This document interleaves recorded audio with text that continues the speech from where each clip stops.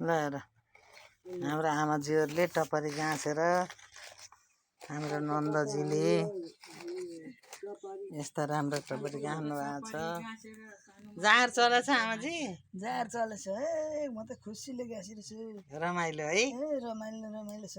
अँ अब भगवान्ले जुरायो भने भयो भने हिउँमा पनि जानु पर्ने।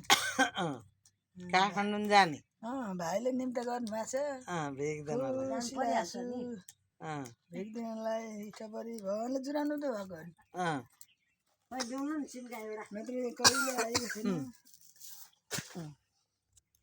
आमा घरमा त आएको थियो काठमाडौँमा, जाँदाखेरि उहीँ बस्ने उहीँ खाने।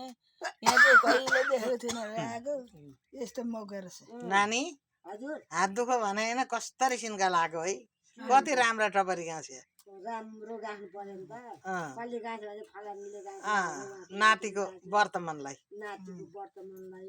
भट्टराई भट्टराईको छोरीमा गाँच्दा रहेछ नि भन्ने हो। ल हेर अब सक्यो है गाँसेर। ल सक्यो। दिदी नै हेरेर बस्नु भएको छ उहाँ। ल हेर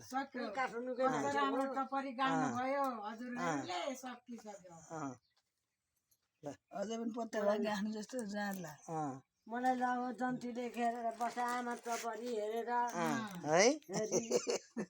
कस्ता मेरा रमाइलो साथीहरू, रमाइलो गरेर हामीले पात गाँसिसक्यौँ। जय श्रीमन नारायण।